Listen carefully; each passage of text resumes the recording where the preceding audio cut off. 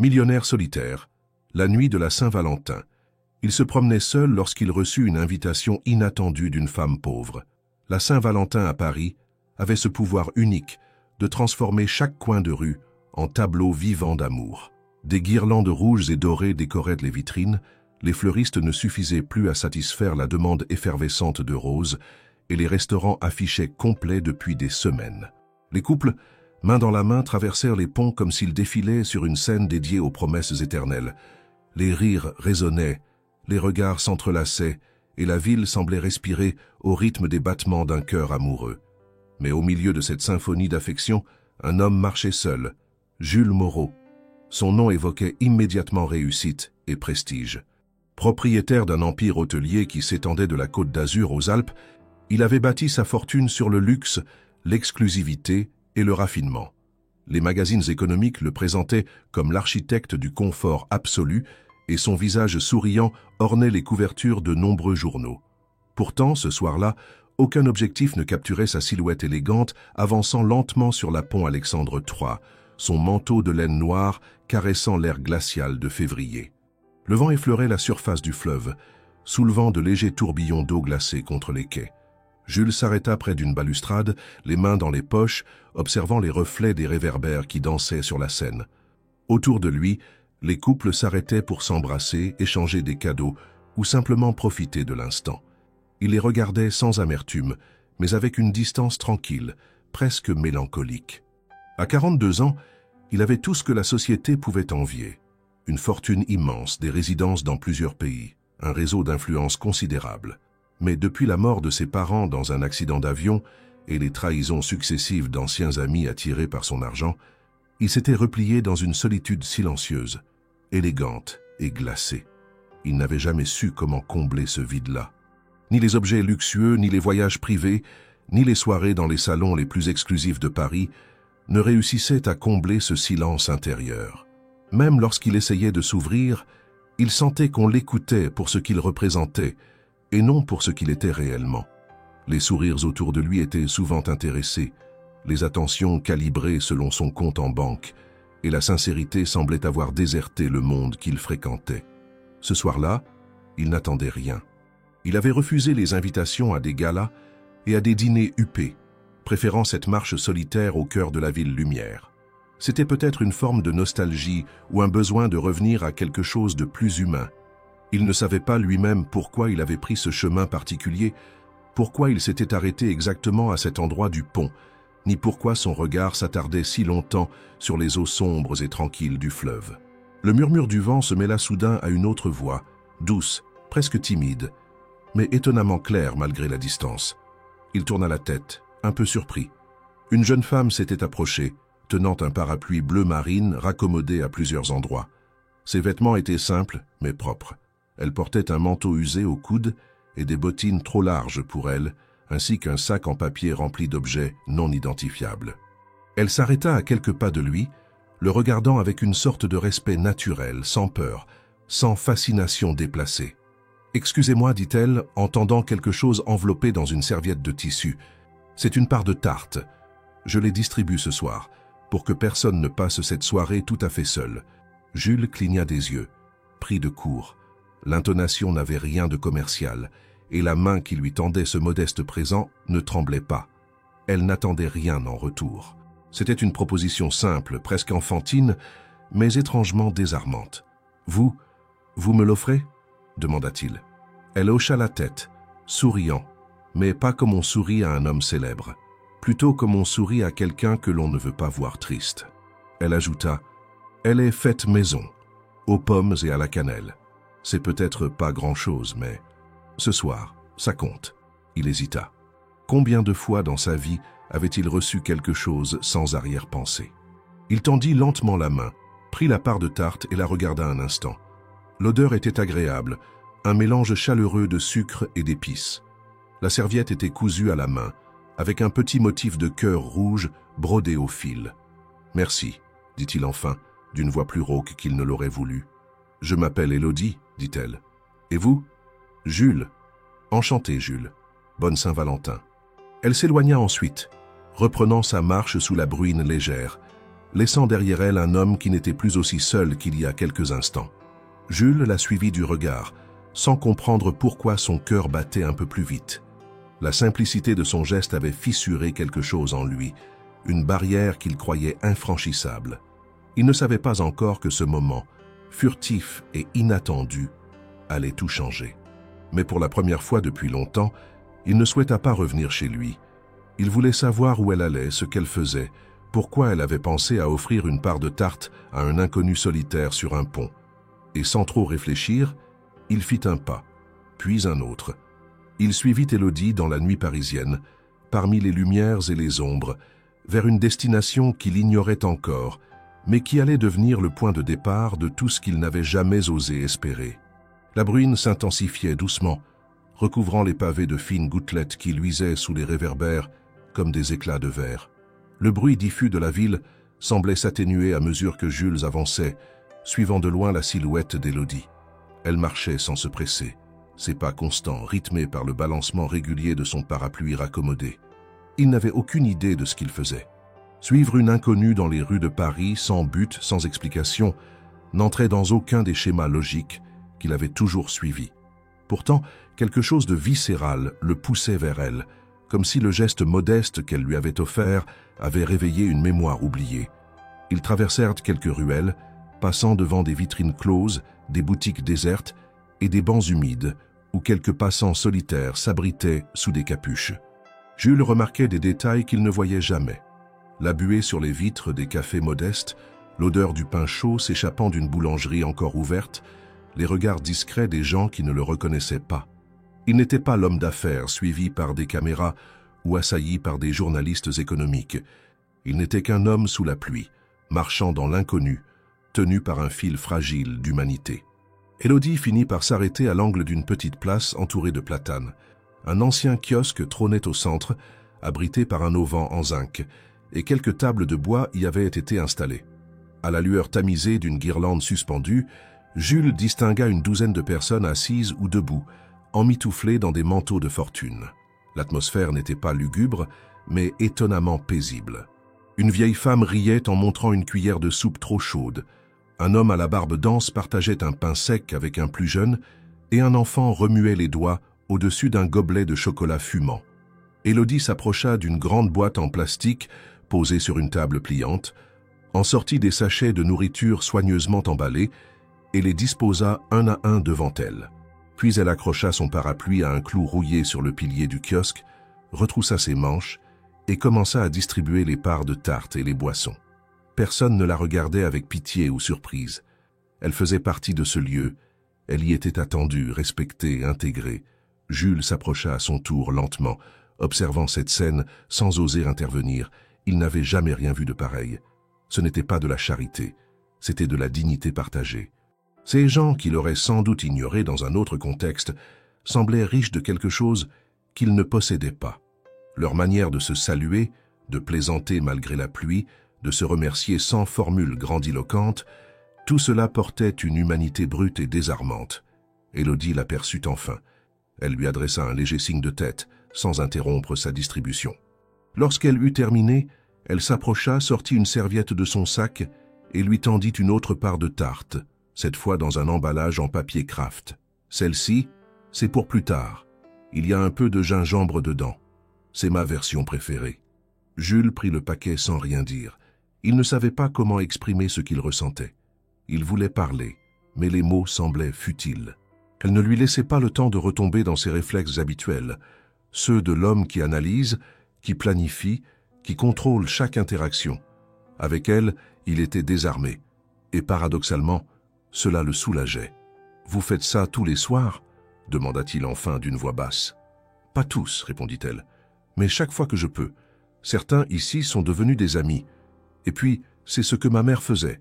J'ai repris le flambeau. » Il hocha la tête, tentant de dissimuler l'étonnement qui le gagnait. Elle ne cherchait ni à impressionner, ni à prouver quoi que ce soit. Elle racontait sa vie comme on raconte la météo, avec une simplicité confondante. « Vous voulez rester un moment ?» ajouta-t-elle. « Ce n'est pas grand-chose, mais ce soir, il y aura un peu de musique. Paul a trouvé un vieux lecteur CD qui marche encore. » Elle pointa un homme d'une 50aine d'années, en train de fouiller dans un sac rempli de disques usés. Jules hésita. Chaque fibre de son éducation, chaque réflexe forgé par des années dans le monde des élites, lui dictait de refuser poliment, de décliner avec un sourire contrôlé. Mais quelque chose de plus profond, une fatigue de l'artifice peut-être, le poussa à accepter. Il hocha la tête. « Je reste ». Un mince sourire étira les lèvres d'Élodie. Elle n'exprima pas de joie excessive, ne s'extasia pas comme le faisaient ceux qui reconnaissaient en lui l'homme célèbre. Elle se contenta de lui tendre un tabouret en plastique et de lui poser une tasse entre les mains. Le chocolat chaud était trop sucré, un peu grumeleux, mais il n'avait jamais rien bu d'aussi réconfortant. La musique commença, une vieille chanson française, à la voix rauque et tremblante. Certains se mirent à fredonner, d'autres à taper doucement du pied. Jules se surprit à sourire, à rire même lorsque Paul renversa une boîte de gobelets. Élodie le regardait parfois du coin de l'œil, comme pour s'assurer qu'il se sentait bien. Il ne comprenait pas ce qu'il vivait, mais il sentait que cela comptait. Il y avait dans cette petite place, sous la pluie, quelque chose qu'aucun salon doré, qu'aucune suite 5 étoiles ne lui avait jamais offert, un moment vrai, sans filtre, sans calcul. Lorsqu'il se leva pour partir, 2 heures plus tard, trempé, froid mais étrangement léger, Élodie lui tendit une feuille de papier pliée. « C'est l'adresse d'un marché où je vends mes gâteaux parfois, si jamais vous avez envie de passer. Mais seulement si c'est vous, pas le Jules des magazines. » Il prit le papier, le glissa dans la poche intérieure de son manteau et s'inclina légèrement. « C'est promis. » Elle tourna les talons, reprit son parapluie, salua les derniers présents et disparut au coin de la rue. Jules resta là un instant, seul de nouveau, mais changé. Il regarda le ciel, la bruine, les pavés mouillés, et sentit pour la première fois depuis des années que quelque chose avait bougé en lui. Pas une révolution, pas encore, mais une fissure dans l'armure. Et cela suffisait pour qu'il ait envie de revoir cette femme, de comprendre ce qu'elle avait fait naître en un seul geste, sous une pluie fine. Le lendemain, Paris s'éveilla lentement sous un voile de nuages bas. La pluie avait cessé, laissant les trottoirs luisants et l'air chargé de cette odeur unique que dégage la ville après une nuit humide. Les journaux du matin affichaient, comme toujours, des titres audacieux sur les fluctuations boursières, les scandales politiques et les chroniques sociales où le nom de Jules Moreau apparaissait régulièrement. Pourtant, lui ne les lut pas ce matin-là. Il restait assis dans sa cuisine immaculée, devant une tasse de café noir qu'il n'avait pas touchée, fixant la feuille de papier qu'Élodie lui avait donnée la veille. Une adresse griffonnée à l'encre bleue, avec une petite étoile dessinée à côté, comme une invitation discrète à ne pas oublier. Il avait passé une partie de la nuit à repenser à cette scène sur la place. Les visages, les sourires, la chaleur humaine. Il s'était surpris à ressentir de la jalousie envers ces gens, qui, malgré tout, semblaient habités par une paix qu'il ne connaissait pas. Une paix née de l'absence d'attente, peut-être, ou de la capacité à apprécier le moindre geste. Il n'avait pas cette légèreté.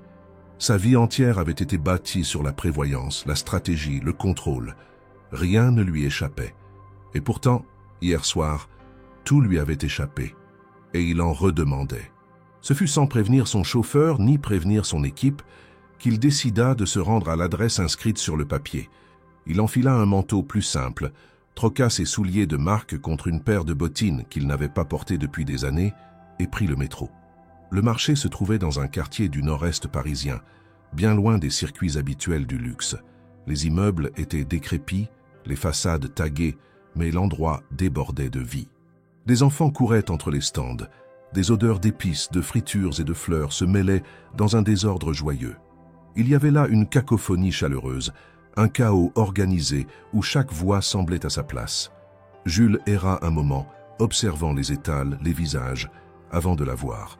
Elle était là, derrière une table recouverte d'une nappe à carreaux rouges et blancs, entourée de bocaux, de sachets de biscuits et de petits gâteaux soigneusement alignés. Elle portait un tablier fleuri, ses cheveux attachés en un chignon désordonné, et riait avec une cliente âgée qui venait de goûter un biscuit au miel. Lorsqu'elle le vit, son sourire s'élargit légèrement, sans surprise, comme si elle savait qu'il viendrait. « Bonjour Jules, vous avez trouvé ?»« Oui, je voulais voir par moi-même. » Elle s'écarta pour lui faire de la place derrière la table. Il hésita, puis la rejoignit, se tenant maladroitement à côté d'elle. Les passants jetèrent des coups d'œil, parfois curieux, parfois indifférents, Personne ne semblait reconnaître en lui le magnate de l'hôtellerie, ce qui, pour une fois, le soulagea profondément. « Vous faites tout vous-même » demanda-t-il en regardant les pâtisseries. « Oui, c'est ce que je fais pour vivre. Je prépare, je vends et parfois je donne ce qu'il reste. Ce n'est pas grand-chose, mais c'est honnête. » Il hocha la tête. Il examina les étiquettes écrites à la main, les petits détails qui montrèrent l'attention et le soin mis dans chaque élément. Rien n'était standardisé. Tout portait une trace humaine. « Vous voulez goûter ?» Elle lui tendit une bouchée d'un biscuit rond, nappé d'un glaçage au citron. Il mordit dedans, étonné par l'intensité de la saveur. C'était simple, mais incroyablement bon. Pas comme ces desserts sophistiqués servis dans ces hôtels, où l'on cherchait plus à impressionner qu'à nourrir le cœur. C'est excellent. Merci, ça me suffit. Le reste de la matinée passa étrangement vite. Élodie servait les clients, discutait, offrait parfois un morceau de gâteau à un enfant ou à un passant trop hésitant. Jules restait là, à ses côtés, sans trop savoir quoi faire, mais sentant que sa présence était acceptée. Il n'avait pas besoin de jouer un rôle. Il observait, apprenait, se laissait porter par ce rythme nouveau. Plusieurs fois, il surprit des regards étonnés, mais aucune remarque ne fut faite. C'était comme si son costume invisible de milliardaire s'était évaporé dans l'odeur du pain d'épices. À midi, elle ferma sa caisse, rangea les invendus dans des boîtes et s'assit sur une petite chaise pliante, l'invitant à faire de même. Ils partagèrent un sandwich qu'elle avait préparé et elle lui raconta quelques anecdotes sur les habitués du marché. Il l'écoutait, fasciné, découvrant un univers parallèle à celui qu'il connaissait. Pas de chiffres, pas de stratégie, pas d'ambition démesurée. Juste des histoires de vie, des instants de sincérité. « Je ne comprends pas comment vous faites, » dit-il soudain. « Ce monde, il est si différent du mien.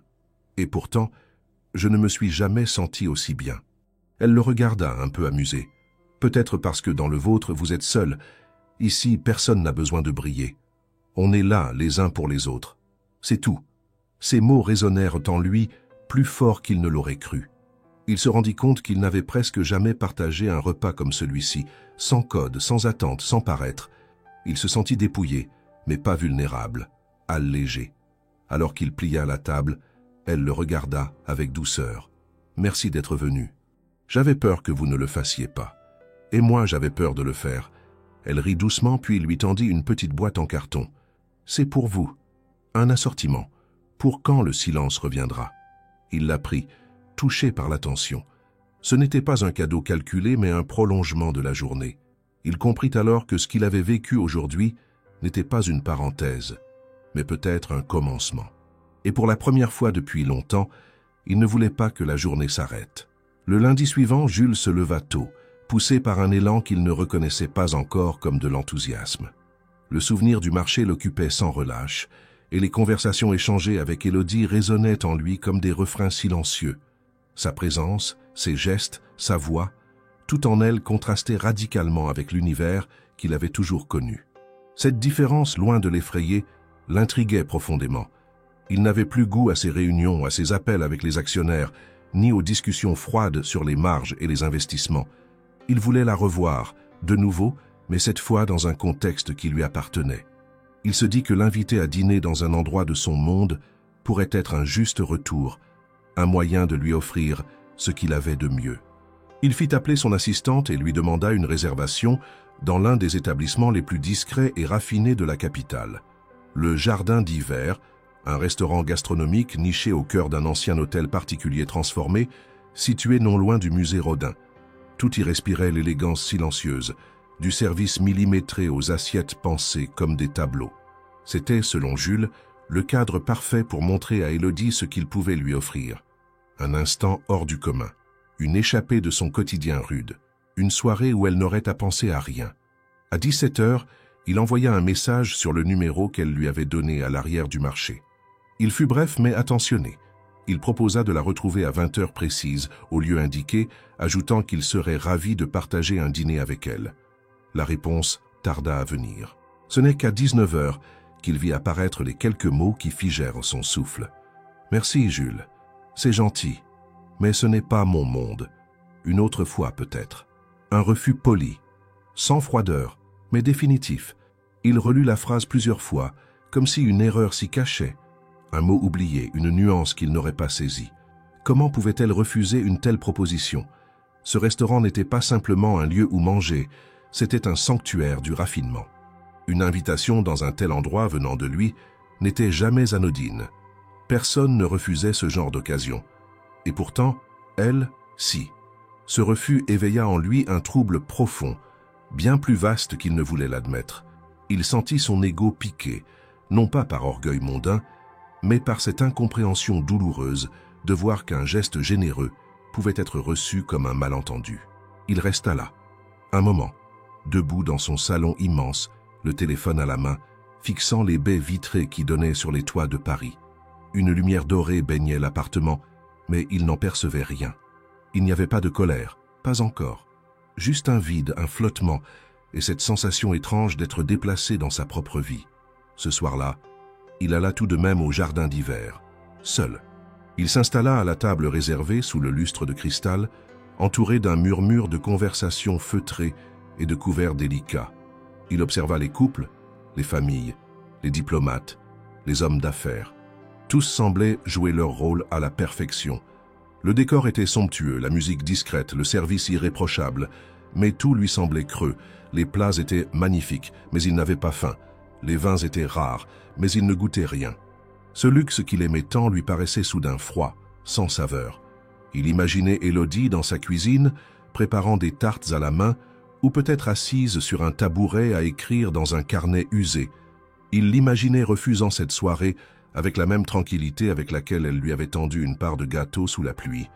De retour chez lui, il ôta sa veste, se déchaussa lentement, puis se laissa tomber dans un fauteuil. Il repensa à ses anciennes relations, à ces femmes qu'il avait fréquentées davantage pour son nom que pour sa personne. Des femmes élégantes, cultivées, brillantes même, mais toujours en représentation. Il n'avait jamais eu besoin d'expliquer son monde à ces femmes.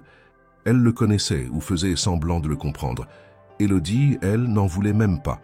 Le lendemain, il tenta d'agir comme si rien n'avait changé.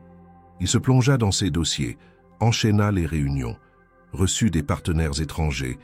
Il souriait, répondait, planifiait, mais tout lui paraissait plus lourd, comme si une partie de lui restait ailleurs, dans une rue pavée, devant un étal de gâteaux au miel et au gingembre. En fin d'après-midi, il prit son téléphone et relut son message. Puis, il écrivit de nouveau. « Je ne voulais pas vous mettre mal à l'aise. C'était sincère. Je comprends si vous préférez rester loin de tout ça. Mais j'aimerais continuer à vous connaître à votre façon. » Elle répondit plus vite cette fois. « Ce n'est pas contre vous, Jules, mais je me sens déplacé dans des endroits comme celui que vous avez choisi. Mon monde est plus simple, moins brillant, mais il est à moi. Si vous voulez m'accompagner demain, je vais distribuer des repas à Belleville. On commence à 19h. » Il lut et relut cette proposition. Ce n'était pas une invitation déguisée. C'était une ouverture, fragile mais réelle. Elle lui proposait un passage, non un compromis, un pas vers elle mais sans concession. Il comprit que s'il voulait vraiment avancer, ce serait à lui de traverser le pont, et non l'inverse. Il se rendit compte que ce refus n'était pas une humiliation, c'était une leçon, une invitation à désapprendre, à écouter, à voir au-delà des apparences, une confrontation entre deux mondes, mais aussi une possibilité de bâtir un lien sincère. Et pour cela, il était prêt à poser son armure, morceau par morceau. Le lendemain matin, Jules se leva avec une sensation diffuse entre la résolution et l'appréhension. L'échange de messages avec Élodie, la veille, avait laissé une empreinte vive dans son esprit. Son invitation à l'accompagner dans la distribution de repas à Belleville n'était pas anodine. Ce n'était pas un rendez-vous dans l'acception traditionnelle, mais plutôt une épreuve de confiance, une sorte de seuil qu'il devait franchir sans ses attributs habituels. Il comprit, en se regardant dans le miroir de sa salle de bain, que ce monde où elle l'invitait n'admettait ni les titres, ni les marques, ni les convenances. Il faudrait qu'il s'y rende dépouillé de tout ce qu'il avait cru être essentiel, et cela pour lui relevait déjà de la révolution. Cependant, une question l'obsédait. Qui était vraiment Élodie? D'où lui venait cette force douce, cette sérénité qui contrastait si violemment avec la brutalité sociale dont il connaissait chaque recoin? Il connaissait son prénom, quelques fragments de ses habitudes, son marché, sa tarte aux pommes et au gingembre. Mais rien de plus. Rien sur son passé, sur sa famille, sur ce qui l'avait mené à distribuer des repas la nuit plutôt que courir après des rêves plus classiques. Ce flou devenait pour lui insupportable, et même si une part de lui résistait à l'idée, il finit par céder à une tentation que son ancien monde lui avait rendue familière, enquêter. Ce fut discret, rapide, efficace. Il avait accès à tout, ou presque. Il connaissait des enquêteurs privés, mais cette fois, il choisit de s'adresser à une ancienne connaissance du temps où il investissait dans les startups sociales, un certain Laurent, spécialisé dans les études de terrain urbaines. Il lui demanda de retrouver, sans contact direct, quelques informations sur Élodie, son parcours, son travail, sa famille. Rien d'intrusif, disait-il à haute voix, comme pour s'en convaincre lui-même. En moins de 24 heures, il reçut un dossier succinct mais dense. Et à mesure qu'il parcourait les lignes, Jules sentit un poids monter en lui. Élodie n'était pas simplement une jeune femme modeste. Son histoire était marquée d'une série de pertes, de luttes et de choix qui prenaient une autre ampleur maintenant qu'il en découvrait la trame. Elle avait grandi dans le 19e arrondissement de Paris, fille unique d'une mère auxiliaire de vie et d'un père absent dont aucune trace n'était mentionnée dans les papiers officiels. Sa mère, Claudine, avait élevé seule sa fille avec des revenus modestes, mais une discipline d'amour. Elle avait l'habitude d'offrir de la soupe dans les halls d'immeubles aux sans-abri, et c'est à ses côtés qu'Élodie avait appris à ne jamais détourner les yeux de la misère. Sa mère était morte d'un cancer foudroyant alors qu'Élodie avait à peine 19 ans. Dès lors, la jeune femme avait dû interrompre ses études, accepter tous les petits boulots disponibles pour payer un loyer dérisoire dans une chambre de bonne mansardée. Elle avait été vendeuse, aide ménagère, animatrice scolaire, et entre chaque emploi, elle continuait à faire des gâteaux qu'elle vendait à la sortie des écoles ou sur les marchés. Elle avait aussi poursuivi l'engagement maternel, seule, parfois avec l'aide de 2 ou 3 amis fidèles. Ce portrait brossé avec précision bouleversa Jules. Elle n'avait jamais évoqué ces éléments. Pas une plainte, pas une allusion, pas une trace de victimisation. Elle avait simplement continué à marcher, à faire ce qu'il fallait, à sourire même, dans des circonstances que lui-même n'aurait jamais affrontées sans armée d'assistants et de conseillers juridiques. Il sentit une forme de honte l'envahir, non pas pour avoir voulu en savoir plus, mais pour avoir sous-estimé la complexité et la grandeur discrète de cette femme. Élodie n'était pas un mystère à résoudre, mais un monde à découvrir, à mériter. Ce soir-là, il se rendit à Belleville.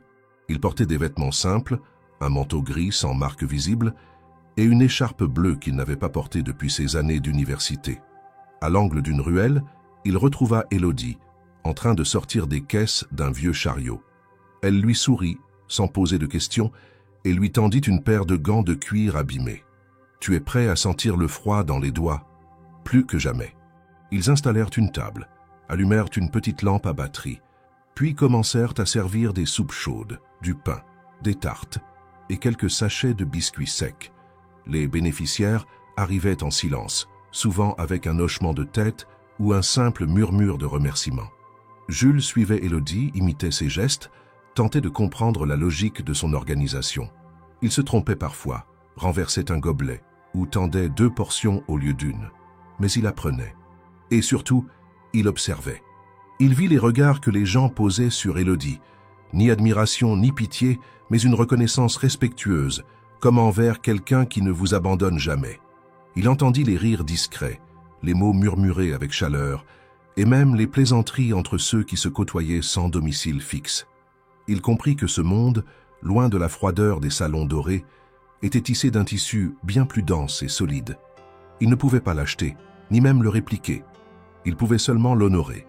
Quand la dernière soupe fut servie et que les lampes furent éteintes, Élodie s'assit sur le trottoir, le dos contre un mur tagué. Jules fit de même. Ils ne parlèrent pas tout de suite. Puis, elle le regarda. « Je sais que tu sais maintenant. Quelqu'un a dû te raconter. » Il baissa les yeux. Elle souriait pourtant, sans rancune. « Je ne t'en veux pas. Je comprends.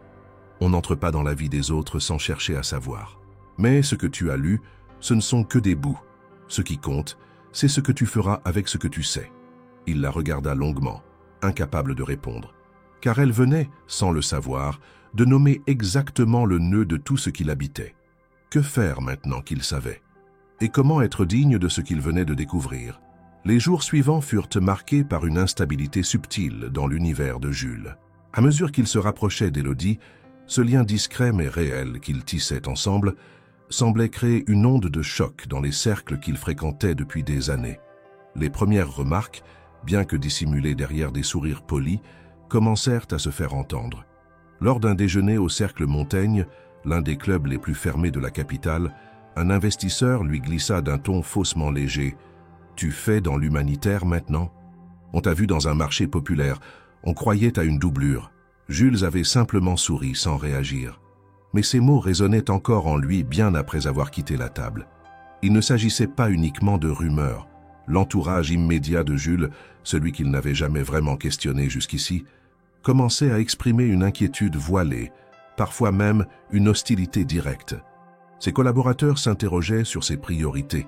Ses décisions devenaient plus lentes, ses absences plus fréquentes, et ses retours aux réunions, bien que physiquement présents, semblaient marqués d'une distance émotionnelle que personne ne comprenait vraiment. Il ne parlait à personne d'Élodie, pas par honte mais par instinct de protection. Ce qu'il construisait ne pouvait pas être exposé, ni expliqué selon les codes habituels. Cependant, la tension devint palpable lorsqu'il osa faire un pas de plus. Il invita Élodie à une exposition privée organisée par la Fondation Moreau, sa propre organisation culturelle, dans un espace moderne du Marais. L'événement rassemblait des mécènes, des artistes contemporains, des figures politiques et médiatiques. Il pensait naïvement que ce serait un moment de transition, une manière douce d'introduire Élodie à son monde, sans l'y imposer. Elle accepta sans enthousiasme excessif, mais avec une élégance discrète. Elle porta une robe sobre, noire, sans marque, et attacha ses cheveux en une tresse simple. À son arrivée, Jules sentit un frisson de fierté mêlé à une nervosité inhabituelle. Elle était là, dans un univers qui ne lui appartenait pas, et pourtant elle en imposait par sa présence tranquille. Il la présenta à quelques connaissances, évitant volontairement les grands noms, privilégiant les échanges humains. Mais l'atmosphère changea dès qu'ils croisèrent Victoire Darblay, une amie de longue date de Jules, héritière d'une dynastie industrielle et habituée des cercles d'influence. Victoire observa Élodie de haut en bas, nota chaque détail, et, avec ce ton que seules les femmes du monde savent manier entre cruauté et courtoisie, lança « Tu ne nous avais pas dit que tu faisais dans l'authentique, Jules. C'est rafraîchissant. » Le silence qui suivit fut plus parlant que n'importe quelle réplique. Élodie, elle, ne montra rien. Elle sourit doucement, répondit à la question suivante sur la température de la salle, puis s'excusa pour aller admirer une toile au fond de l'exposition. Jules, lui, resta figé. La phrase de Victoire tournait dans sa tête comme un poison. Il aurait dû parler, défendre, contredire même, mais il n'avait rien dit, et cette absence de réaction pesait plus lourd que la phrase elle-même. Après l'événement, il accompagna Élodie jusqu'à la station de métro. Ils marchèrent côte à côte en silence. Il sentait qu'elle savait. Elle ne lui en voulait pas ouvertement, mais l'air entre eux s'était densifié. Lorsqu'ils arrivèrent au coin de la rue, elle s'arrêta. « Tu n'as pas besoin de me protéger de ton monde, Jules, mais je dois savoir si tu es prêt à y marcher avec moi. Pas derrière, pas à côté, mais avec. » Il tenta de répondre, mais elle posa une main sur son bras. « Ce n'est pas un reproche, juste une question que je me pose pour moi-même aussi. C'est un entre-deux difficile. Je le sais, tu n'as rien dit et c'est ton droit, mais moi je l'ai senti. » Elle tourna les talons et descendit les escaliers vers la rame. Jules resta là, pétrifié, en proie à une colère qu'il ne savait pas où diriger. Colère contre Victoire, contre ce monde hypocrite qu'il avait toujours servi sans le questionner, contre lui-même, surtout, pour avoir été si silencieux. Il se rendit compte qu'il avait, en un instant, échoué à un test fondamental. Il avait laissé la peur du jugement social l'emporter sur ce qu'il savait être juste. Les jours suivants furent moroses. Il laissa passer plusieurs appels, refusa des invitations, s'isola dans ses appartements. Il relut d'anciens journaux, regarda de vieilles photos, se surprit à remettre en question les fondations de sa vie. Combien de fois avait-il baissé les yeux pour ne pas affronter l'inconfort? Combien de fois avait-il accepté des compromis, pensant préserver un équilibre qui, en réalité, n'était que façade? Il comprenait désormais qu'Élodie ne lui demandait pas de renier son monde, mais de le regarder en face, avec ses failles, ses cynismes, ses violences symboliques, et surtout de choisir, non pas entre deux univers, mais entre la facilité d'une neutralité sociale confortable et le courage de marcher à découvert. Il écrivit une lettre, pas un message. Une lettre manuscrite, longue, sincère, où il raconta non pas ce qu'il ressentait, mais ce qu'il avait compris. Il ne la posta pas immédiatement. Il la relut, corrigea, puis la glissa dans une enveloppe qu'il déposa lui-même dans la boîte aux lettres du studio d'Élodie, au petit matin. Il n'attendait pas de réponse immédiate. Il savait désormais que les liens vrais se construisent dans le silence et l'action, non dans les promesses. Et surtout, il savait que le silence qu'il avait laissé régner à la Fondation ne serait plus jamais acceptable. Le samedi suivant, Paris baignait dans une lumière pâle et hivernale, entre le gris bleuté des nuages et les éclats tremblants d'un soleil hésitant. Jules s'éveilla avant l'aube, animé par un sentiment qu'il n'arrivait pas à nommer, mais qui se rapprochait de l'urgence. Depuis qu'il avait glissé cette lettre dans la boîte aux lettres d'Élodie, 3 jours plus tôt, aucune réponse n'était venue. Aucun message, pas même une confirmation de lecture. Le silence, cette fois, n'était pas une barrière, mais un miroir. Et dans ce miroir, il voyait le reflet d'un homme suspendu entre 2 mondes, dont les gestes passés ne suffisaient plus à prouver ses intentions. Il comprit alors que les mots, aussi sincères soient-ils, n'avaient pas de poids sans engagement visible. Il fallait faire quelque chose, non pour séduire ni pour réparer, mais pour traduire en actes ce qu'il n'avait pas su exprimer dans l'instant où cela comptait. Il pensa à ce qui, chez Élodie, l'avait touché dès le premier soir, sa présence dans les marchés, son travail manuel, sa relation directe au monde, sans filtre ni intermédiaire. C'est là qu'il fallait aller, là qu'il devait exister, dans son monde, à sa manière. Sans prévenir, sans escorte ni chauffeur, il se rendit au marché où elle vendait ses douceurs. Il reconnut l'endroit immédiatement. Les mêmes étals colorés, les visages familiers, les odeurs de pain et d'épices. Mais cette fois, il n'était pas spectateur. Il n'était pas là pour observer. Il portait un sac rempli d'ingrédients, du sucre, de la farine, du chocolat, des œufs qu'il avait achetés tôt dans la matinée. Il s'était levé avec la ferme intention de ne pas venir les mains vides et de faire ce que, jusque-là, il n'avait jamais osé faire, participer. Il repéra la table d'Élodie. Elle n'y était pas encore. 2 vieilles dames installaient une nappe, discutant avec animation. Jules s'approcha et sans un mot commença à aider.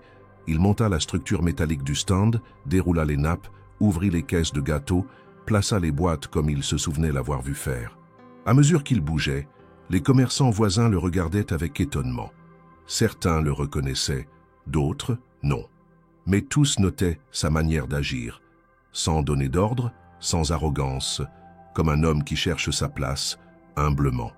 Élodie arriva un peu plus tard, un sac en bandoulière, les cheveux noués à la va-vite, les traits tirés par la fatigue. Elle s'arrêta net en le voyant, main dans la pâte, en train de tenter de refermer un sachet de biscuits. Un instant de silence flotta entre eux, mais ce n'était plus un silence de distance. C'était celui de la surprise, teinté d'émotions contenues. « Qu'est-ce que tu fais » murmura-t-elle, comme si parler trop fort risquait de briser l'instant. Il releva les yeux, les mains couvertes de farine. « Je t'aide. Ou du moins, j'essaie. » Elle s'approcha, lui prit le sachet qu'il avait mal refermé et corrigea le pli d'un geste rapide. « Tu n'as pas besoin de faire ça. »« Non, mais j'ai besoin d'être ici. » Elle le fixa quelques secondes, puis hocha doucement la tête, acceptant sa présence sans autre question. Ensemble, ils passèrent la matinée à servir les clients, à compter la monnaie, à réarranger les boîtes vides, à nettoyer les miettes. Jules découvrit la fatigue physique du travail debout, la difficulté de garder le rythme face à une file pressée, la simplicité des échanges avec les passants, parfois joyeux, parfois rudes. Il ne trichait pas, il faisait de son mieux. Et cela se voyait. Vers midi, alors que la foule diminuait et que le stock s'épuisait, Élodie l'invita à s'asseoir derrière la table. Elle lui tendit une bouteille d'eau et un petit sandwich. « Tu as gagné ton premier déjeuner de marché, » dit-elle avec un sourire. « Je n'ai jamais autant transpiré pour une boîte de sablé. » Ils rirent ensemble, et pour la première fois depuis leur rencontre, Jules sentit qu'il n'y avait plus de mur entre eux, plus de dissonance. Juste 2 personnes assises, partageant une pause, un peu de fatigue, et beaucoup de silence confortable. Une cliente s'approcha alors, une femme âgée aux cheveux blancs bouclés, tenant un sac en tissu brodé. Elle regarda Jules, puis Élodie. « C'est votre mari, ma petite ?» Élodie éclata de rire. Jules, un peu pris au dépourvu, se contenta de sourire. « Non, répondit-elle, mais il est peut-être en train d'apprendre à devenir quelqu'un d'important. » La vieille dame hocha la tête, satisfaite de la réponse, et s'éloigna. Jules tourna les yeux vers Élodie. « Ce n'est pas une chose facile, tu sais. Apprendre à être autre chose que ce qu'on a toujours été. Je sais. C'est pour ça que je suis là. Pas pour te changer, mais pour voir si tu peux aimer être un peu moins ce que tu crois devoir être. » Ces mots, dits simplement, frappèrent Jules comme une vérité ancienne qu'il n'avait jamais osé formuler. Il comprenait maintenant que l'amour chez elle ne passait ni par les cadeaux ni par les promesses, mais par la constance, par la cohérence des gestes, et qu'il avait encore beaucoup à apprendre. Alors qu'il pliait le stand à la fin du marché, main pleine de miettes et d'odeur de cannelle, Jules sentit une légèreté nouvelle l'envahir. Il n'avait pas tout réparé, ni tout conquis, mais il avait osé un geste, un vrai, et ce geste avait fissuré le mur. Quelques semaines s'étaient écoulées depuis ce matin au marché, depuis ce moment où, en travaillant côte à côte avec Élodie, Jules avait franchi cette première étape importante. Leur relation, fragile et encore imparfaite, semblait s'ancrer dans la réalité. Ils se voyaient régulièrement, souvent dans le cadre de distributions nocturnes ou au marché. Ils partageaient des silences, quelques repas improvisés, des conversations longues autour d'une tasse de café ou devant un plat simple. Jules avait même proposé à Élodie et à ses amis bénévoles une aide plus substantielle, un soutien financier et logistique, afin qu'ils puissent acheter du matériel, embaucher du personnel et rendre leur action plus efficace. Elle avait accepté après plusieurs semaines de réflexion, mais dans l'idée de garder l'indépendance de son initiative. Il avait compris que le geste ne suffisait pas. Il fallait écouter, accompagner, respecter un rythme déjà existant. Ce matin-là, cependant, tout bascula. Il faisait encore gris lorsque Jules pénétra dans les locaux de son entreprise, située dans le 8e arrondissement. Il salua ses collaborateurs, s'installa dans son bureau vitré, puis plongea les yeux dans les nouvelles du matin. Il y avait l'agenda chargé de la journée. Réunion avec les directeurs financiers, appel avec les investisseurs du Moyen-Orient, point sur l'ouverture de l'hôtel 5 étoiles à Genève. Il s'apprêtait à répondre aux premiers emails, lorsqu'un nom attira son attention. Le Figaro. Le titre de l'article, en rouge vif, orientait son regard. Le milliardaire humanitaire. Le pari médiatique qui échoue. Il ouvrit l'article, mal à l'aise. On y dénonçait sa présence dans un quartier populaire, aux côtés d'une jeune femme au passé modeste, en insinuant qu'il tentait un coup de communication ou que, pire encore, il détournait des fonds personnels pour masquer une chute des performances financières de son entreprise. Les termes étaient soigneusement choisis. Naïf, superficiel, poseur, irresponsable, scandale social. Les insinuations allèrent bon train, laissant entendre que des donateurs étaient mécontents, que des sponsors envisagèrent de se retirer, que les actionnaires planifiaient une motion contre sa présidence. Jules sentit la nausée monter. Cet article donnait vie à tout ce qu'il avait tenté d'ignorer, le poids de l'image publique et des jugements sans nuance. Il ferma la page d'un clic sec, espérant que tout cela n'était qu'un début, un coup d'épée médiatique contre ceux qui osaient sortir des codes. Il reçut peu après un appel de son président du conseil d'administration, mentionnant une chute de 11% du cours de l'action au cours de la matinée, liée à la panique des investisseurs. On évoquait des appels d'urgence, des chefs de file de fonds critiquant des dépenses jugées émotionnelles. On lui demanda de limiter sa présence médiatique, de déléguer la gestion de son projet social ou de désinvestir complètement pour protéger les intérêts de l'entreprise. Il raccrocha la gorge serrée. 2 heures plus tard, dans un café déserté du 8e arrondissement, il s'endormit presque en buvant un expresso. Son téléphone vibra. Un message sans signature. « Ton projet dérange. Nous avons la preuve que ton entreprise sous-performe. Si tu ne recules pas, ta chute sera publique et brutale. » Il resta immobile. Des instants semblèrent s'étirer hors du temps. Il était pris au piège, le sentiment amplifié désormais par les menaces invisibles du secteur qu'il avait dépassé la ligne, qu'il avait placé sa vie personnelle, ses émotions, au-dessus de ses responsabilités professionnelles. Il comprit que ses choix avaient un prix dès lors qu'il les assumait publiquement. Il avait imaginé que le portefeuille financier pourrait tolérer ses audaces. Il découvrait que ce n'était pas la douleur du manque de rendement qui dérangeait. C'était son absence de peur. Lorsque la fin de journée arriva, il rentra chez lui, désemparé. Il savait que l'article, amplifié par les réseaux sociaux et par des journalistes prêts à tout pour un retweet, ne resterait pas isolé. Il aurait dû en parler à Élodie, mais il ne sut pas comment. Devant le portail de son immeuble, il s'arrêta. Il resta figé, absorbé par la vision des piles de SMS sur son téléphone, appels de son directeur financier, SMS de son ami vicieux Victoire Darblay, mail d'investisseurs paniqués et un message non lu envoyé par Élodie, reçu quelques heures plus tôt. « J'ai des mauvaises nouvelles. J'ai dû résilier certains contrats, arrêter le financement de la distribution de repas. Je n'y arrive plus, Jules. » Il s'effondra contre la plaque de métal. Ses poumons brûlaient. Son monde, celui qu'il avait commencé à aimer, était en train de basculer. La pression médiatique n'avait pas seulement touché ses parts sociales, elle frappait les gens qu'il avait appris à connaître, à respecter, à aimer. Elle envoyait dans la tourmente une femme qui n'avait jamais rien demandé, sauf son soutien sincère et discret. Il comprit qu'ici, la simplicité n'était pas passive. Elle était fragile, et qu'on ne distribuait pas de la dignité sans en payer le prix. Un prix que de nombreuses voix invisibles lui imposaient désormais comme un ultimatum. Il tourna son regard vers le message d'Élodie, les mots brisés sur l'écran. Il pensa à ses mains calleuses, ses yeux fatigués, cette présence humble mais puissante qui l'avait guidé hors du labyrinthe de sa solitude. Et à cette question qu'elle lui avait posée, à ce moment où tout a basculé, était-il prêt à marcher avec elle? Il comprit que la réponse serait lourde. Non seulement pour elle, mais pour lui, pour son nom, pour tout ce qu'il avait construit. Pour la première fois, il avait peur. Pas du vide, pas de l'échec, mais de la solitude à venir. De la certitude d'avoir ouvert une porte qu'il ne pourrait pas refermer, même si tout s'effondrait autour de lui. Essayant de contenir tremblement et colère, il décida. Il irait la voir ce soir. Il la soutiendrait malgré tout. Il ne savait pas encore comment ni avec quels mots, mais il irait. Parce que quelque part, il savait que ce qu'ils pourraient construire ensemble était plus fort que l'image, les actions ou l'argent. Et parce qu'il refusait de laisser ce monde qu'elle lui avait montré s'effacer à nouveau.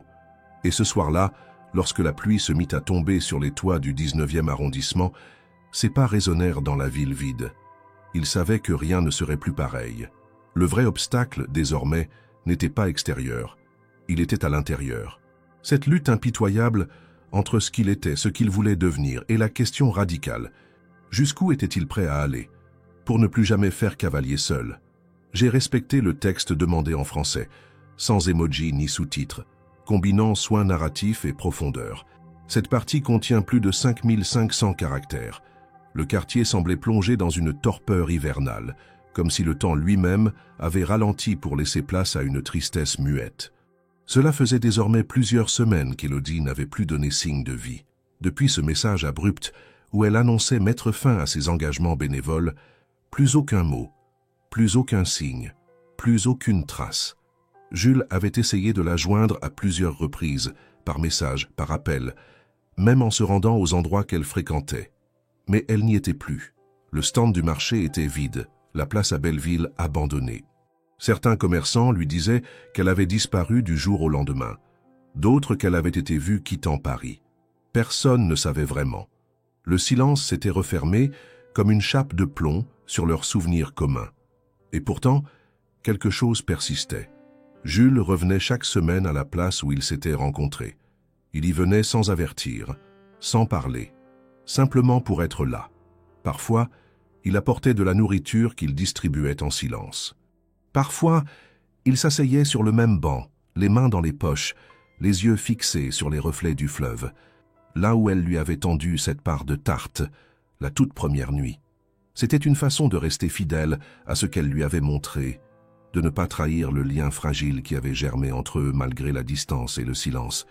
Ses affaires professionnelles, elles, continuaient de s'effriter lentement. Les actionnaires exigeaient des mesures drastiques.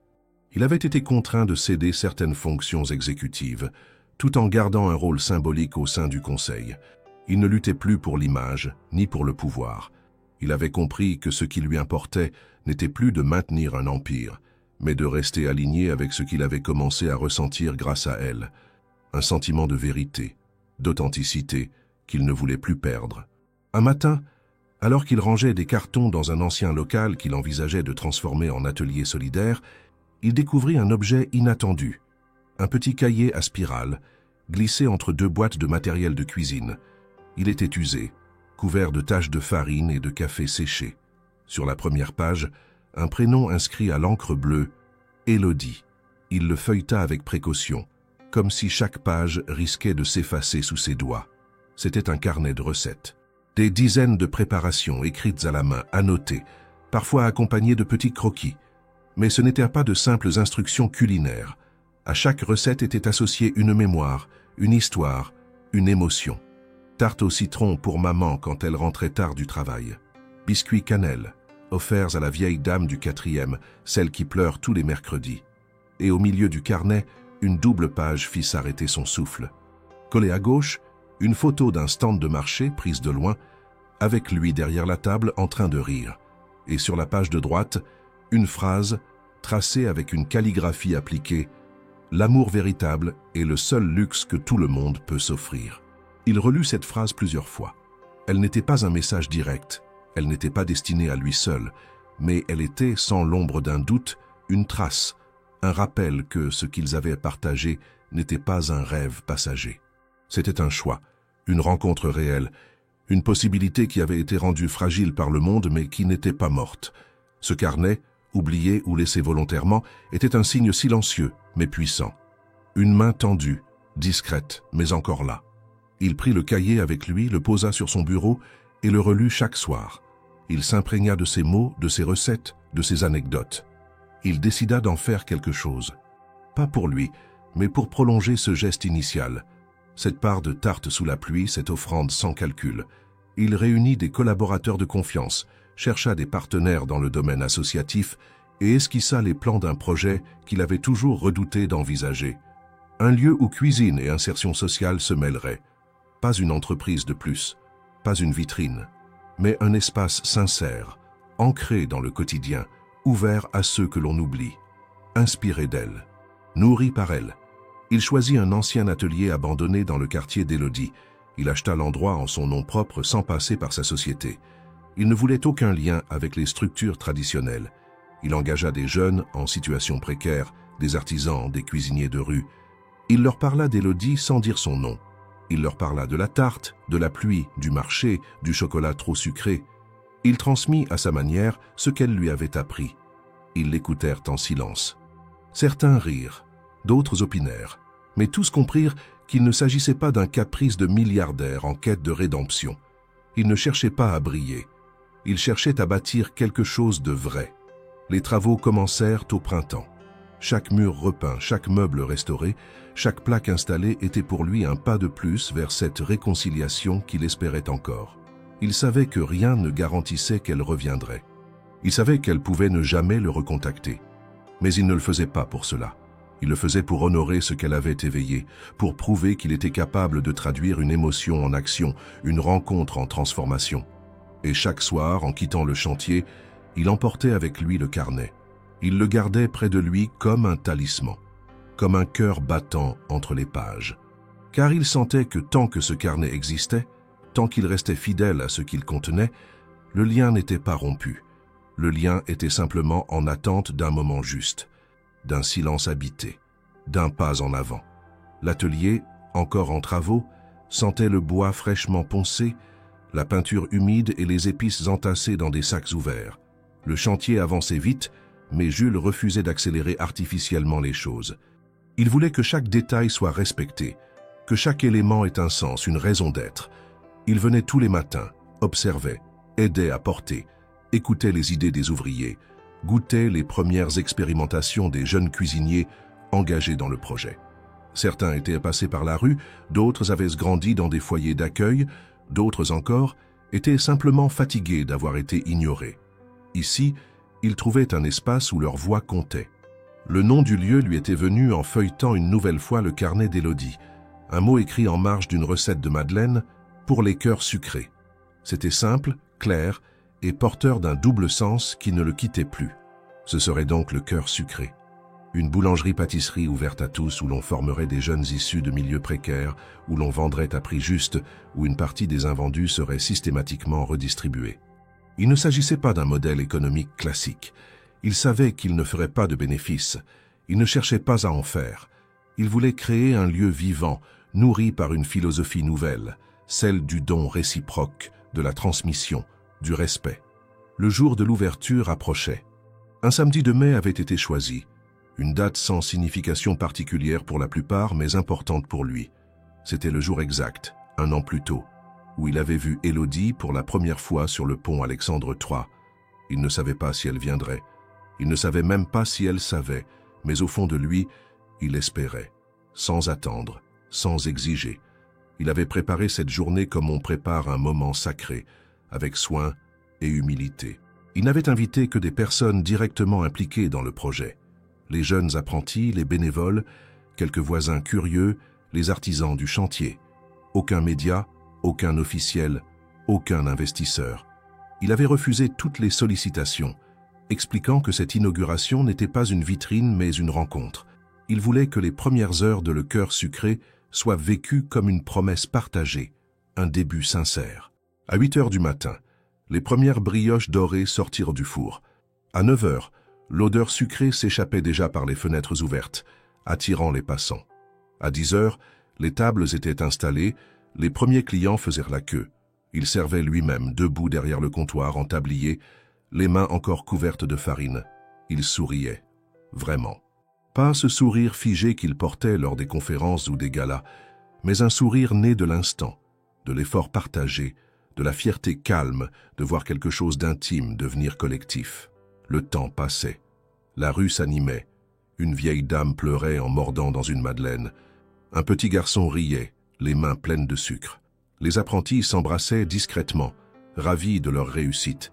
Tout semblait trouver sa juste place. Et pourtant, au fond de Jules, une tension persistait. Il regardait sans cesse la porte, comme s'il attendait une réponse que le monde refusait encore de lui donner. Puis, à 12h30, alors qu'il venait de poser un plateau de biscuits au gingembre sur une étagère, il la vit. Elle était là, sur le trottoir, silencieuse. Élodie. Elle n'avait pas changé, ou peut-être si, mais d'une manière qu'il ne pouvait pas encore définir. Elle portait une robe claire, un sac en toile sur l'épaule, ses cheveux attachés avec une simplicité qui n'avait jamais eu besoin d'effort. Elle ne souriait pas encore. Elle regardait la façade, les lettres peintes à la main, le cœur sucré. Puis elle leva les yeux, croisa ceux de Jules. Il ne bougea pas. Il laissa l'instant exister sans vouloir le dominer. Elle entra, sans hâte, sans théâtralité. Les clients s'écartèrent naturellement, comme si l'espace lui appartenait. Elle s'approcha du comptoir. Il voulut parler, mais elle le devança. Elle sortit une petite boîte en carton de son sac, la posa doucement devant lui. « J'ai fait une nouvelle version de la tarte, celle de la première nuit. J'y ai ajouté un peu de poire. Pour toi. » Il ouvrit la boîte. Une tarte individuelle, décorée simplement. L'odeur, la forme, tout était là. Un geste, un rappel, une clé. Elle ajouta, dans un murmure, « Tu n'as pas essayé de me convaincre. Tu as fait quelque chose. Et ce lieu, il parle pour toi. » Il hocha la tête, incapable de répondre autrement. Il sentait ses mains trembler légèrement. Elle sortit un petit papier plié qu'elle déposa à côté de la tarte. « Pour que tu n'oublies jamais que l'amour se construit en silence et qu'il se partage. » Elle sourit, un sourire plein, profond, lumineux. Il n'y avait plus de rancune, plus de distance, juste une présence retrouvée, une confiance naissante. Il tendit la main. Elle la prit. Et pendant quelques secondes, au milieu des rires, des voix, des effluves de sucre chaud, ils restèrent là, unis, sans rien dire. Ils ne savaient pas encore ce que demain leur réserverait, mais ils savaient qu'aujourd'hui, ils avaient franchi un seuil, ensemble. L'après-midi se poursuivit avec une douceur presque irréelle. L'inauguration de Le Cœur Sucré dépassait toutes les attentes que Jules aurait pu nourrir en secret. Ce n'était pas une inauguration comme les autres. Il n'y avait pas de flash, pas de discours officiel, pas de ruban à couper. Seulement des gens, des regards, des gestes simples, une file constante de visiteurs, curieux ou déjà conquis, attirés par les parfums émanant des fours et l'accueil chaleureux des jeunes pâtissiers. Mais au-delà du succès populaire, au-delà même de la satisfaction personnelle, ce fut le retour d'Élodie, qui marqua cette journée d'un sceau inaltérable. Depuis son arrivée quelques heures plus tôt, elle n'avait pas quitté les lieux. Elle n'avait pas parlé beaucoup non plus. Elle se contentait d'observer, de goûter, d'aider là où elle pouvait, comme si elle cherchait à apprivoiser ce qui avait été construit sans elle mais pour elle. Elle salua les apprentis, échangea quelques mots avec un jeune garçon qui décorait des biscuits avec une précision attendrissante. Elle complimenta une dame âgée qui avait apporté un cake maison en guise de cadeau d'ouverture. Sa présence, bien que discrète, rayonnait. Jules, de son côté, oscillait entre tension retenue et soulagement muet. Il ne cessait de la regarder, d'écouter ses silences, de capter ses gestes. Il ne voulait pas précipiter quoi que ce soit. Il savait que cette journée n'était pas un aboutissement, mais un recommencement. Il avait appris à ne plus forcer le cours des choses. Il voulait seulement être là, en accord avec ce qu'ils avaient commencé ensemble, avec ce qu'il avait ensuite continué seul, et qu'elle venait maintenant compléter par sa seule présence. Vers 16 heures, le rythme ralentit. Le soleil se faufilait entre les bâtiments, projetant une lumière dorée sur la vitrine où étaient inscrits à la main les mots « Ouvert avec le cœur ». Les visiteurs commençaient à repartir, les stocks de gâteaux fondaient, et l'équipe, bien que fatiguée, gardait le sourire. Jules décida de faire une pause. Il sortit sur le trottoir, respira profondément. Derrière lui, les rires continuaient, portés par la musique légère qui passait à la radio. Un vieux morceau de Charles Trenet. Élodie vint le rejoindre. Elle s'assit à ses côtés sur le banc de bois qu'il avait fait installer spécialement pour les clients qui souhaiteraient rester un moment. Elle tenait entre les mains une tasse de thé aux épices. Le silence s'installa, mais cette fois, il n'y avait aucune gêne, aucun poids. Ce silence-là était habité, complice. « Tu as réussi » dit-elle enfin d'une voix posée. Il tourna la tête vers elle. Elle ne le regardait pas. Elle fixait la vitrine, les lettres peintes, les ombres qui jouaient sur le verre. « Non, nous avons commencé quelque chose. Et aujourd'hui, je t'ai attendu, sans savoir si tu viendrais. Mais je t'ai attendu. » Elle hocha la tête. Elle fouilla dans son sac et sortit un petit carnet, bien plus neuf que celui qu'il avait trouvé quelques semaines plus tôt. Elle le lui tendit. Sur la couverture, des mots brodés à la main. « Recette pour les jours heureux. » « J'ai recommencé à écrire, murmura-t-elle. Je croyais que c'était fini, que j'avais perdu le goût. Mais en te voyant, ici, faire tout ça, j'ai compris que ce que j'avais semé avait pris racine, même loin de moi. » Jules prit le carnet avec délicatesse, comme on reçoit un cadeau précieux. Il le feuilleta sans l'ouvrir complètement, puis le posa sur ses genoux. « Je n'ai jamais cessé de penser à toi, » dit-il doucement. « Même quand tout s'effondrait, même quand je croyais t'avoir perdu. » Elle le regarda pour la première fois depuis qu'il s'était assis. Ses yeux n'étaient ni tristes ni accablés. Ils étaient calmes, profonds. « Tu ne m'as pas perdu, Jules. Tu m'as laissé partir.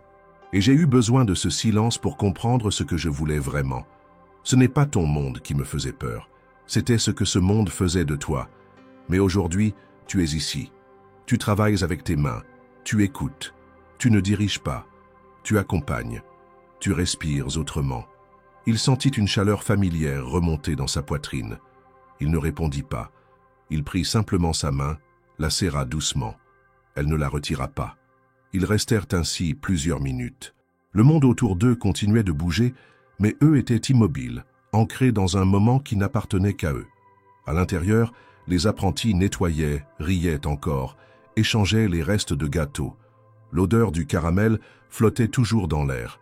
Lorsque le soleil commença à disparaître derrière les toits, Élodie se leva. Elle se tourna vers lui. « J'ai une question, » dit-elle. « Elle est importante. Je t'écoute. Est-ce que tu veux que ce qu'on a commencé reste ici, ou est-ce que tu veux qu'on le vive ailleurs aussi ?» Il comprit immédiatement. Il savait que cette question n'était pas pratique, ni symbolique. Elle était existentielle. Elle posait la base d'un futur commun. Elle demandait s'il voulait continuer à construire avec elle non seulement un projet, mais une vie simple, une vie vraie, une vie à deux. Il se leva. Il la regarda sans hésitation. « Je veux le vivre partout, ici, ailleurs. Tant que c'est avec toi. » Elle sourit. Un sourire pur, sans défense. Elle ne dit rien. Mais dans ses yeux, dans ses gestes, dans la manière dont elle reprit sa main pour l'entraîner à l'intérieur, tout était déjà réponse. Et ainsi, Parmi les dernières miettes de pain d'épices, les rires qui s'éteignaient doucement et les lampes qu'on allumait une à une, le retournement s'était accompli. Non pas par une déclaration spectaculaire, mais par la confirmation douce que, malgré toutes les tempêtes, deux cœurs pouvaient se retrouver et choisir de marcher ensemble, là où la sincérité avait décidé d'être le seul guide. Les jours qui suivirent l'inauguration de Le Cœur Sucré furent marqués par une stabilité nouvelle. Pas une routine, non, mais une forme de sérénité quotidienne, précieuse, inattendue. Jules et Élodie s'étaient installés dans un rythme qui leur appartenait, sans précipitation, sans théâtre. Elle continuait de vivre dans son petit studio, bien qu'elle passât désormais la majorité de ses journées et parfois de ses soirées à la boutique. Lui, sans reprendre ses anciennes fonctions, avait conservé une présence constante dans le lieu, en arrière-plan, actif, mais discret. Il n'avait pas posé d'étiquette sur ce qu'ils étaient devenus l'un pour l'autre. Il n'y avait pas eu de grands discours, ni de scènes romantiques sous les projecteurs. Juste deux personnes qui, chaque matin, partageaient un café, une préparation, une parole douce.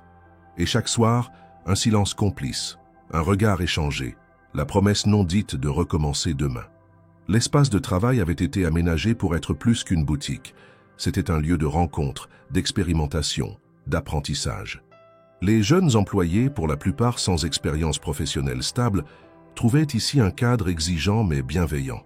Ils apprenaient à respecter des horaires, à collaborer, à reconnaître la valeur de leur travail. Jules, souvent, les observait depuis la petite salle à l'arrière, là où il avait installé un coin bureau improvisé. Il prenait des notes, échangeait des idées avec Élodie, rédigeait des projets de développement à petite échelle. Mais jamais il ne parlait d'expansion rapide. Il avait compris. Le temps de l'accumulation était derrière lui. Ce qu'il cherchait désormais, c'était la consistance. Élodie, quant à elle, était devenue une référence silencieuse pour tous ceux qui entraient dans Le Cœur Sucré. Elle n'était pas seulement la fondatrice inspirée, elle était le cœur battant de l'endroit. Chaque recette passait par ses mains, chaque décision importante, par son regard. Elle ne voulait pas de pouvoir, mais elle portait naturellement une autorité qui ne demandait pas à s'imposer. On l'écoutait parce qu'elle incarnait ce qu'elle disait. Jules la regardait souvent avec une forme d'admiration discrète. Il la voyait ajuster une pâte, rassurer un adolescent nerveux, consoler un client fragile, et dans chacun de ses gestes, il retrouvait ce qui l'avait fait changer. Il parlait peu de l'avenir lointain. Pas par peur, mais parce qu'ils avaient choisi de se concentrer sur l'instant. Cela ne les empêchait pas de rêver parfois.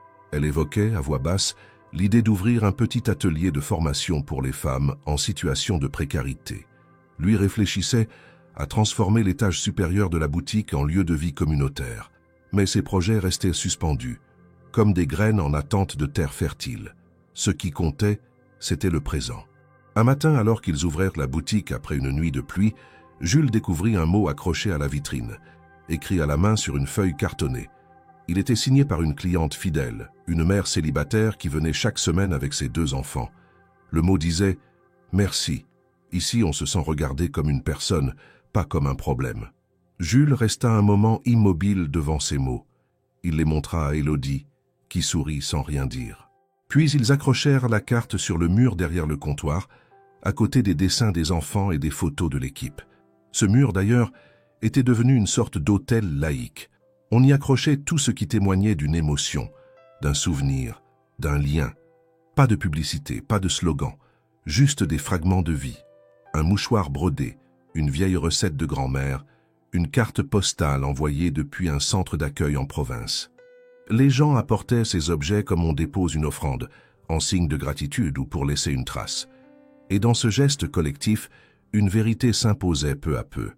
Le Cœur Sucré n'était plus seulement une boutique, c'était devenu un lieu de mémoire vivante, un espace de reconnaissance mutuelle. Un jeudi matin, alors que Jules préparait les viennoiseries du jour, il aperçut Élodie qui, debout sur un tabouret, accrochait quelque chose sur la vitre de la façade. Il sortit pour voir. C'était une feuille blanche, calligraphiée avec soin. Elle l'avait écrite elle-même pendant la nuit, lui dit-elle. Il lut « Ici, on recommence. Toujours, même fatigué, même tombé. On recommence, parce qu'on n'est plus seul. » Il la regarda. Elle avait les yeux brillants, mais elle ne pleurait pas. Il comprit alors que ces mots étaient plus qu'un message pour les autres. C'était leur serment, leur manière de dire que, Quoi qu'il arrive, ils ne reviendraient plus en arrière. Ce soir-là, ils fermèrent plus tard que d'habitude. Quelques clients étaient restés bavardés, des habitués. On avait improvisé une soupe, une tisane. On avait ri, échangé des souvenirs. Puis, peu à peu, les lumières s'étaient éteintes, les tabourets remontés, les volets abaissés. Ils restèrent seuls dans la boutique. Il faisait frais. Elle se pencha sur le comptoir, prit ses mains dans les siennes. « Tu te rends compte de ce qu'on a fait ?» demanda-t-elle. « Ce n'est pas fini. Je sais. Mais même si ça s'arrêtait demain, je n'aurais pas de regrets. » Il acquiesça. Il savait qu'elle disait vrai. Il savait aussi que le chemin serait encore long, parfois difficile. Mais il savait surtout qu'ils étaient prêts, ensemble, les pieds sur terre, mais le cœur ouvert. Et quelque part, dans l'obscurité du quartier endormi, une lumière restait allumée derrière cette vitrine. Celle d'un amour qui ne promettait pas de miracle, mais qui tenait debout simplement, dans la vérité des jours partagés. 1 an, 12 mois entiers depuis cette nuit étrange et silencieuse sur le pont Alexandre III, où tout avait commencé par une part de tarte offerte sous la bruine. 12 mois depuis qu'un homme riche et seul avait reçu, sans le savoir, le plus précieux des cadeaux. Une étincelle d'humanité pure, donnée sans attente, sans mise en scène. Depuis, 1000 choses avaient changé. Pas toutes visibles, pas toutes spectaculaires, mais chacune avait laissé une empreinte durable. Et maintenant, c'était de nouveau le 14 février, la Saint-Valentin. Paris brillait sous ses guirlandes rouges, ses vitrines en cœur, ses terrasses chauffées remplies de couples. Mais cette fois, Jules ne regardait pas ces décorations avec détachement. Il ne fuyait pas la fête, il s'y préparait, avec cœur. Depuis l'aube, le cœur sucré vibrait d'une agitation joyeuse. Les jeunes apprentis, les bénévoles et même quelques anciens clients devenus amis s'activaient autour des fourneaux, des tables, des caisses.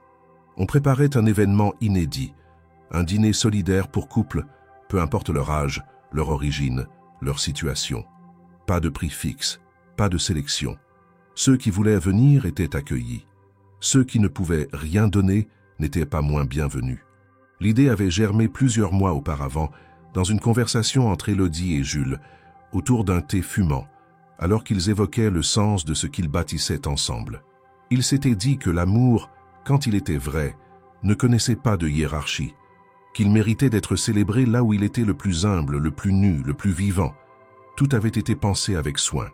Les tables, installées dans la ruelle piétonne devant la boutique, étaient décorées de nappes recyclées, de fleurs séchées, de petits mots doux écrits à la main.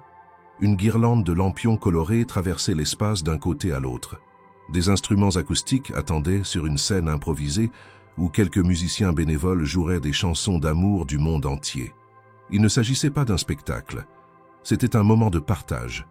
Jules, en tablier blanc, supervisait la cuisson d'un lot de pain de mie à la cannelle.